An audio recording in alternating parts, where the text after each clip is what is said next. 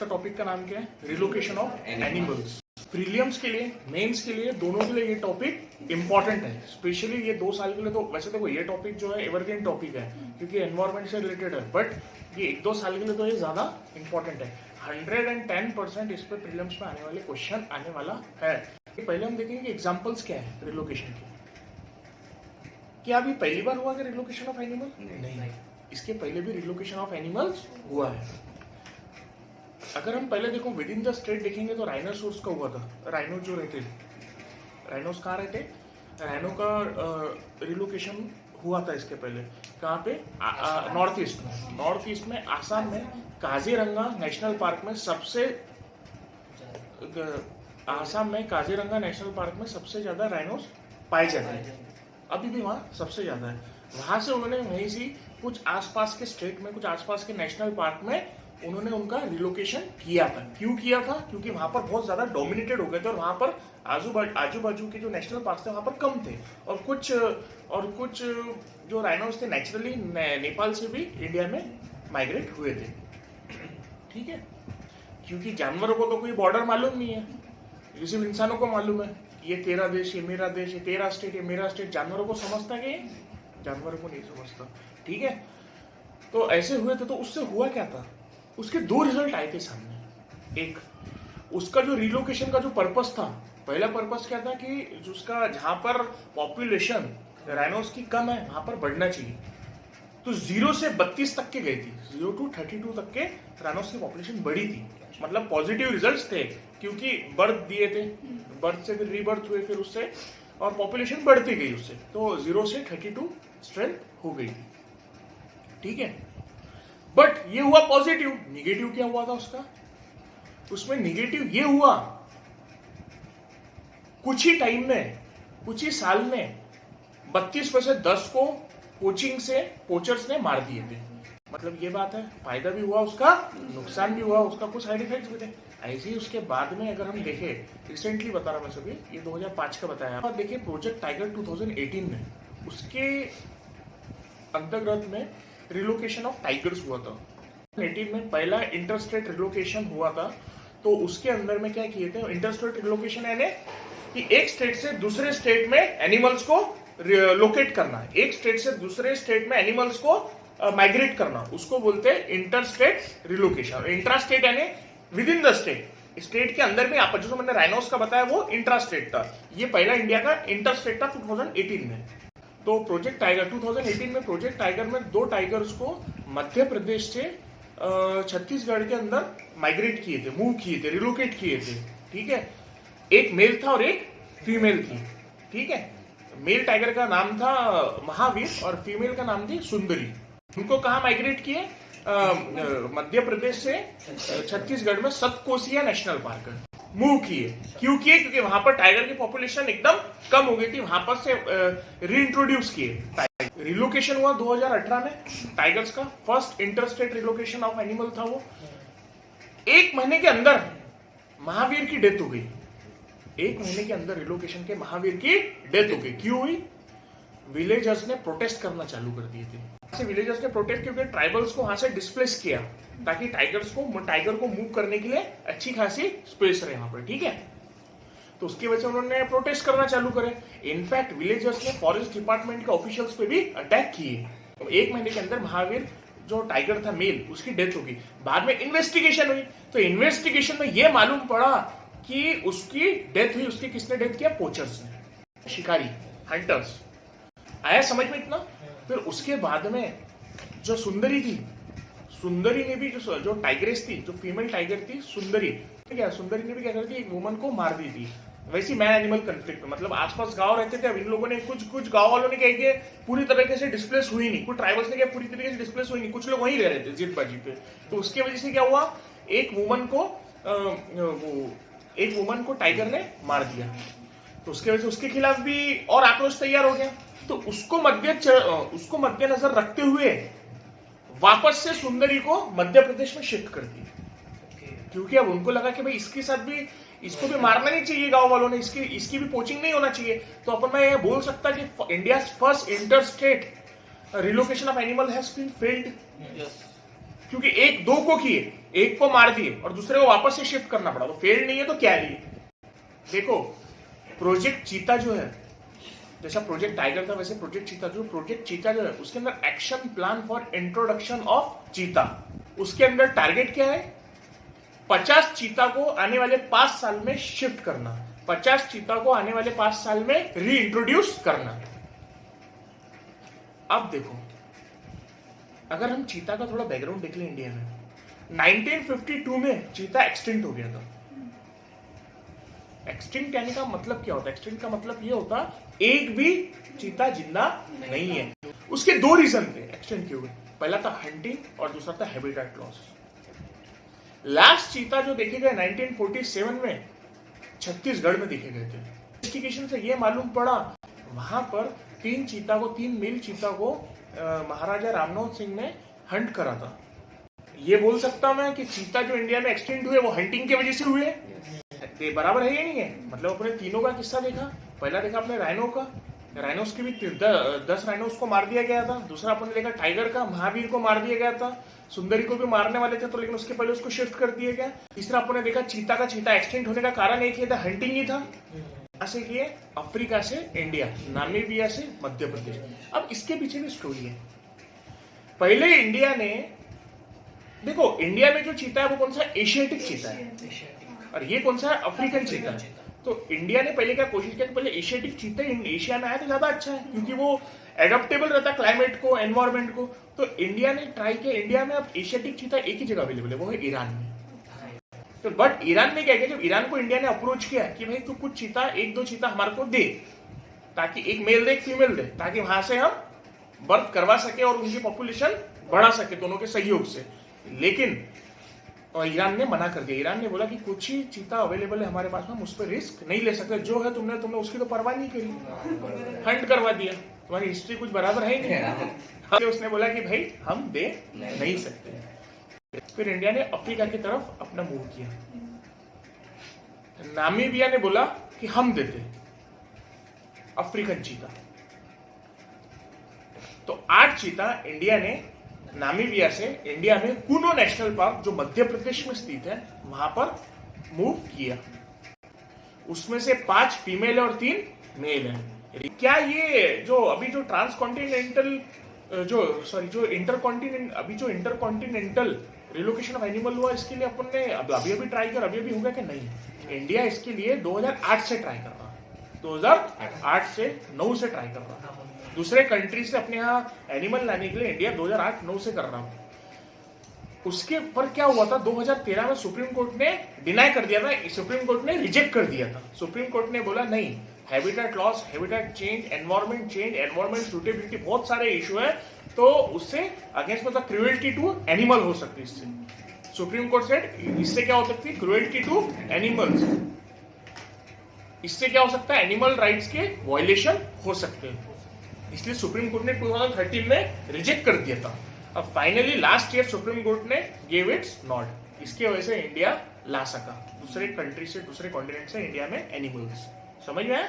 नहीं तो इंडिया कोशिश बहुत पहले से कर रहा था बट ला नहीं पा रहे थे सुप्रीम कोर्ट ने रिजेक्ट करने के। समझ में आया? क्योंकि क्या हुआ था, कई एनजीओ ने इसको अपोज भी किए। एनजीओ का ऐसा मानना है कि इससे क्रूएल्टी होती है, उनका तुम जो एनिमल से तुमने उनकी रक्षा नहीं कर पाए, तो जो एनिमल से तुमने उनको प्रोटेक्ट नहीं कर पाए और तुम नए एनिमल ला रहे। अब नेक्स्ट देखो, अब है रिलोकेशन ऑफ एनिमल्स का मतलब क्या होता है? रिलोकेशन ऑफ एनिमल्स का मतलब होता एक इकोसिस्टम से दूसरे इकोसिस्टम में एनिमल को शिफ्ट करना, उसको बोलते हैं रिलोकेशन ऑफ एनिमल। और रिलोकेशन ऑफ एनिमल करते क्यों? पॉपुलेशन ऑफ स्पीसीज बढ़ानी है, एक पर्टिकुलर स्पीसी की पॉपुलेशन अपने को बढ़ानी है, जैसे अपने को चीता के बढ़ानी है, टाइगर के बढ़ानी है, तो उसके लिए करते। दूसरा जो है कि भाई एक जगह पर अगर कोई स्पीसीज का कोई एक नेशनल पार्क में अगर कंफ्लिक्ट हो रहा है, अपने को उससे हटा के दूसरी जगह रखना है, तो कंफ्लिक्ट कम करने के लिए करते हैं। और ये होता कौन से लॉ में? Wild life protection act 1972।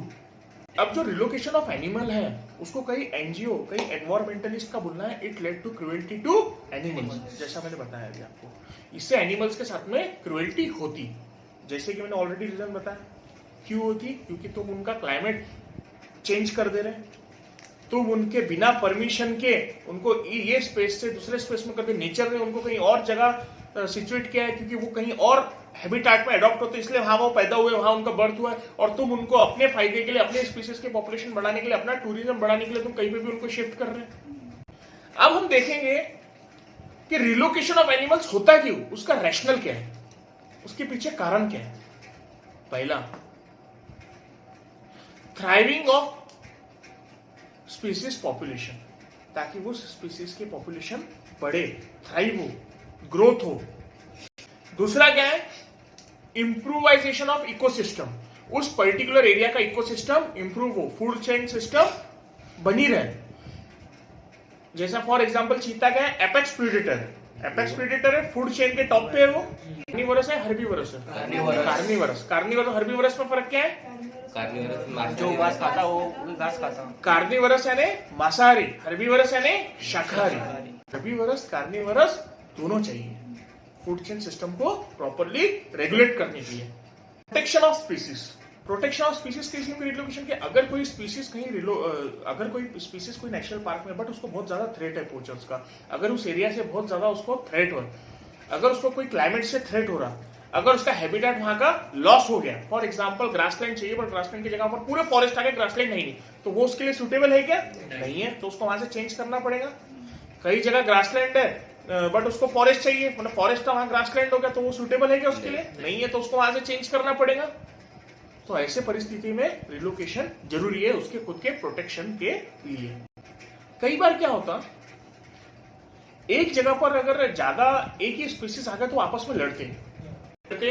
अब जो मैंने बताया था आपको 2018 का, जो मध्य प्रदेश सतकोसिया में किए थे, एक तो वो रिइंट्रोडक्शन ऑफ टाइगर को था ही, और दूसरा एक और रीजन भी था कि वो जो कुनो से, जो मध्य प्रदेश जिस नेशनल पार्क से उनको किए थे, बांधवगढ़ से और एक जगह से किए थे, तो वहां पर क्या हुआ था, वही हो गया था, टेरिटोरियल डिस्प्यूट भी हो रहा था, मतलब टाइगर्स आपस में लड़ रहे थे, इसलिए उन्होंने बोला टू अवॉइड टेरिटोरियल डिस्प्यूट, भाई टाइगर को, एक दो टाइगर को वहां से हटा दो। क्या होता था, आपस में लड़ेंगे तो फिर एक आधा मर भी सकता उसमें से, उससे भी अपनी संख्या कम होगी एनिमल की, इसके वजह इको टूरिज्म हम बढ़ा सकते हैं।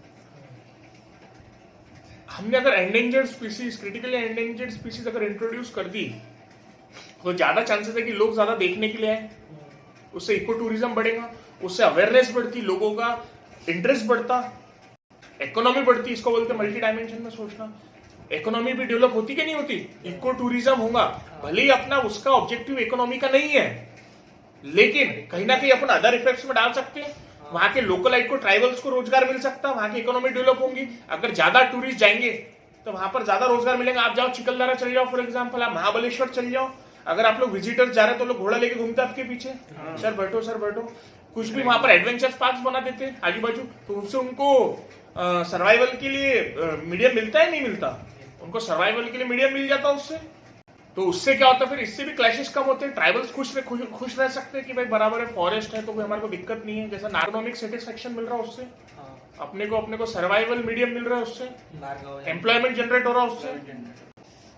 उसके कुछ एडवर्स इम्पैक्ट भी हो रहा है एनिमल्स पे। क्या हो रहा है, lack of proper planning. Planning का मतलब होता है उसकी भाई प्रॉपर बाउंड्रीज कितनी है, उसको स्पेस कितनी चाहिए वॉक करने के लिए, उसका प्रेबेस उतना अवेलेबल है कि नहीं है, प्रेबेस यानी उसको जो चाहिए खाने के लिए, उसके लिए शिकार जो उसको लगते हैं वो अवेलेबल है कि नहीं है, तो उसके बिगर रह पाएगा क्या, वो झाड़ खा के रह पाएगा कि नहीं। अगर फॉर एग्जांपल अभी देखा आपने चीता को, अगर आपने देखा अगर चीता को वहां से रिलोकेट किया तो वहां पर अभी कुछ जानवर को इंट्रोड्यूस करा, हिरन वगैरह को कुछ इंट्रोड्यूस किया ना उसके लिए स्पेशल, क्यों किया, क्योंकि भाई सर्वाइवल है। इसका मतलब ये है क्या कि अपन हिरन के प्रति अपना अफेक्शन नहीं है, बट अपने को मैनेज करना पड़ता वो नेचर को।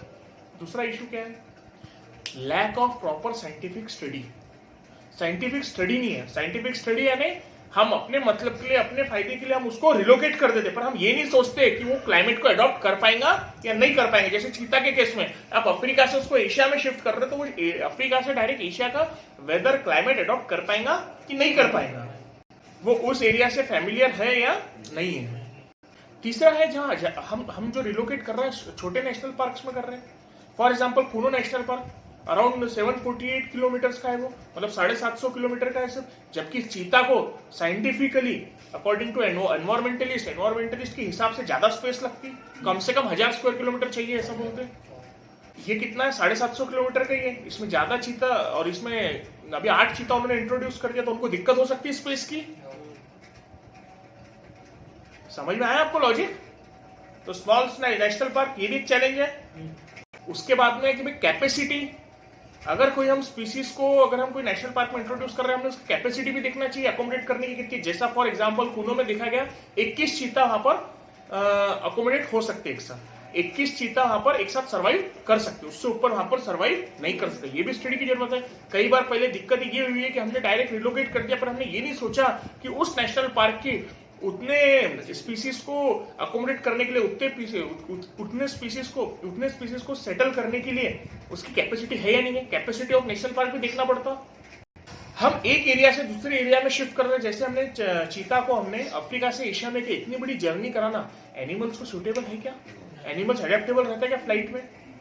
इंसान रहते, तुम जानवरों को भी फ्लाइट में भेज रहे हैं, एडेप्टेबल रहते क्या? तो हो सकता है कि इससे जानवर मर सकते हैं, उसको जर्नी फटीग बोलते हैं।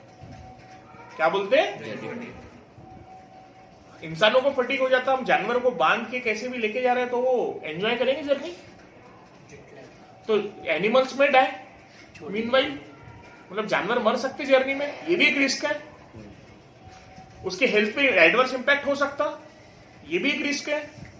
देखो ऑलरेडी जो एग्जिस्टिंग स्पीसीज है वो चैलेंजेस से फेस कर रहे हैं, जैसे कि क्लाइमेट चेंज, सबसे बड़ा चैलेंज है क्लाइमेट चेंज। दूसरा इंफ्रास्ट्रक्चर डेवलपमेंट, मतलब रोड्स हाईवेज जो तुम देखोगे नेशनल पार्क के बीच में से निकल रहे हैं, ऑलरेडी ये चैलेंजेस फेस हो रहे हैं। कई बार एक्सीडेंट से कोई जानवर मर जा रहे हैं, क्योंकि क्या होता है, देखो हाईवेज वगैरह हमारे को समझते, जानवरों को समझते क्या? तुम अगर बीच में से, अगर नेशनल पार्क के, अगर तुम कहीं से फॉरेस्ट के बीच में से अगर आप हाईवेज निकाल रहे हैं, अगर आप रोड्स निकाल रहे हैं, तो उससे क्या होता है कि भाई जानवर तो बेचारे इधर से उधर बाउंड्री क्रॉस करेंगे, तो वो क्रॉस करने जाते तो क्या होता, गाड़ियां व्हीकल्स उनको क्लैश कर लेती, उनके साथ में कोल्यूजन हो जाता, उससे जानवर मर जाते हैं। एक्सेसिव डेवलपमेंट से क्लाइमेट चेंज ज्यादा हो रहा, पोल्यूशन ज्यादा है, उसने पहले अडॉप्ट नहीं कर पा रहे वो। तो नए एनवायरमेंटलिस्ट का ऐसा बोलना है कि नए स्पीसीज को इंट्रोड्यूस करने के बजाय ऑलरेडी जो स्पीसीज है उनके ऊपर तुम उनको, उनकी कैपेसिटी बढ़ाने के लिए, उनके एनवायरमेंट को प्रोटेक्शन करने के लिए फंड का ज्यादा से ज्यादा एलोकेट करो, ह्यूमन रिसोर्स ज्यादा से ज्यादा बढ़ाओ। ह्यूमन रिसोर्स उसमें बढ़ाना है, यानी मतलब जो फॉरेस्ट को, नेशनल पार्क को जो प्रोटेक्ट करते हैं, उसके इसमें रिसोर्सेज जो रहते हैं, मैन रिसोर्सेज जो रहते हैं, ह्यूमन रिसोर्सेज जो रहते हैं, उसका डेवलपमेंट करो, उसमें एनरिचमेंट करो, उनकी ट्रेनिंग करो, उनकी कैपेसिटी बढ़ाओ, rather than introducing new species. नए एरियाज में जब आप एनिमल को इंट्रोड्यूस करते हो तो मैन एनिमल कंफ्लिक्ट होने की ज्यादा चांसेस है, क्योंकि वो एनिमल्स वहां के एरिया को फेमिलियर नहीं रहते, उनको मालूम नहीं रहता कि बाउंड्रीज कहाँ है, कैसे क्या है, क्योंकि जो जहां पर वो कई टाइम से रह रहे हैं अपने पेरेंट के साथ में एनिमल्स, तो उनको वो एरिया की कैसे फैमिलियरिटी हो जाती है। बट वो नए एरिया में जाने के बाद उनको फैमिलियरिटी आती है, तो वो क्या करते हैं, कहीं पे भी क्रॉस होने की कोशिश करते हैं, कुछ भी उनको थोड़ी ना समझता है यहाँ पर हैबिटेशन है, यहाँ पर ह्यूमन हैबिटेशन है, यहाँ पर एनिमल हैबिटेशन, उनको समझता है क्या इंसानों रहने की जगह, या एनिमल के, वो तो बेचारे कहीं पे भी घूमते इधर से उधर। तो उससे मैन एनिमल कंफ्लिक्ट होते हैं, फिर एनिमल का पोचिंग हो जाती है उसके चक्कर में, एनिमल को मार देते हैं उसके चक्कर में।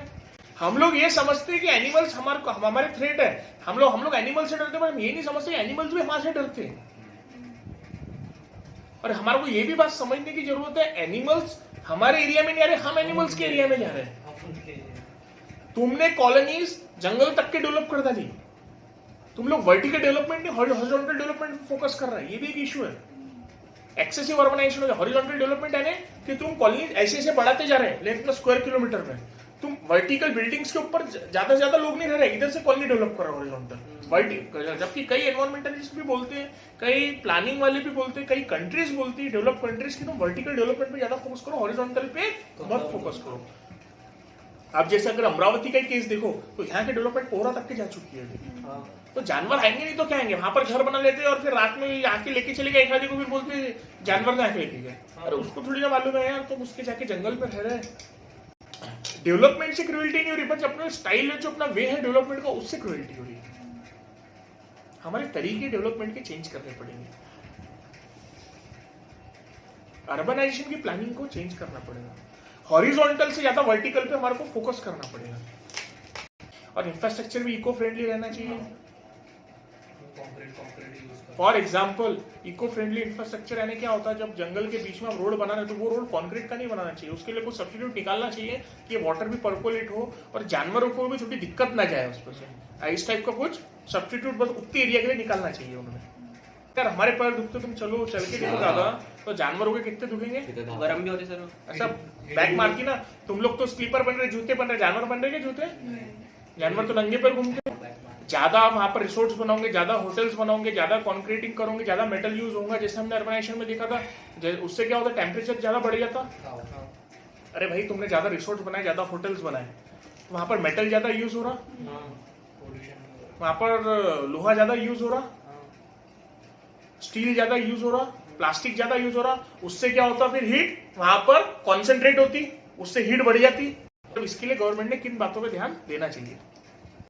सबसे पहले तो अवेयरनेस करना चाहिए लोकल्स की। अगर कोई तुम एनिमल को इंट्रोड्यूस कर रहे हैं कहीं पे भी, तो उसमें तुमने लोगों को, वहां की लोकल पब्लिक को अपने कॉन्फिडेंस में लेना चाहिए, उनको उस चीज का इंपॉर्टेंस बताना चाहिए, उनको उस चीज का इंपॉर्टेंस समझाना चाहिए कि क्यों इंट्रोडक्शन ऑफ एनिमल जरूरी है। उससे क्या होगा, इंपॉर्टेंस समझने का, और क्यों आपको भी उससे फायदा होगा, आपका प्रोटेक्शन ऑफ इकोसिस्टम कैसा होगा, आपकी भी टूरिज्म में ग्रोथ होने की वजह से आपकी भी एम्प्लॉयमेंट कैसे जनरेट होंगे, आपको सब उन बातों का बताते हुए उनको पब्लिक को कॉन्फिडेंस में लेना चाहिए। उससे क्या होगा, फिर मैन एनिमल कॉन्फ्लिक्ट होने के चांसेस कम हो जाएंगे। उससे क्या होगा, पब्लिक की सिंपैथी, एम्पैथी, कंपैशन एनिमल्स के लिए बढ़ेगा और वो खुद प्रोटेक्शन का काम करेंगे। उनको गवर्नमेंट ऑफिसर्स की जरूरत नहीं पड़ेगी, खुद पब्लिक ही एनवायरमेंट को, फॉरेस्ट को, नेशनल पार्क को प्रोटेक्ट करने की कोशिश करेंगे। इनफ प्रेबेस रहना चाहिए, इसकी कोशिश कराएंगे। प्रेबेस यानी मतलब वो जो खाता, उसका जो फूड है, उसका तैयारी सबसे ज्यादा वहां रहनी चाहिए। जैसा जो कोई जानवरों पर अगर वो डिपेंडेंट है तो वो है कि नहीं जानवर, वो सब स्टडी पहले कर लेनी चाहिए। तीसरी बात क्या करनी चाहिए, साइंटिफिक रिसर्च। साइंटिफिक रिसर्च में क्या करूंगा कि वहां का हैबिटेट उसको सूट होगा या नहीं होगा, उसके लिए डेमो या फिर एक जैसा कुछ ना कुछ करके रिसर्च एक करके देखनी चाहिए। मतलब वो देखना चाहिए वहां का हैबिटेट उसको सूट होगा कि नहीं होगा, वहां का वेदर उसको सूट होगा कि नहीं होगा, उसके लिए वो प्रॉपर एरिया है या नहीं है, वो प्रॉपर उसके लिए अडॉप्ट हो सकता कि नहीं हो सकता, ये सब एक रिसर्च कैरी आउट करके देखने। एडिक्वेट स्पेस रहना चाहिए, स्पेशली कार्निवोरस एनिमल्स को थ्राइव करने के लिए, क्योंकि कार्निवोरस एनिमल्स को स्पेस ज्यादा लगती है। स्टेट ऑफ टाइगर का जो फेलियर हुआ था, दूसरा जो चीता क्यों एक्सटेंट हुआ 1952 में, ये सब चीजों से हमने लेसन लेने चाहिए और हमें स्टडी करना चाहिए कि क्या इश्यू हुआ था, क्यों वो एक्सटेंट हुआ चीता, क्यों interstate relocation of tiger failure हुआ, क्या रीजंस थे ये सब चीजों के पीछे, इसके पीछे हमने स्टडी करनी चाहिए और हमने उस लूप होल्स को फिल करना चाहिए। लास्टली क्या है, सबसे इंपॉर्टेंट, कल्चर चेंज करना बहुत जरूरी है।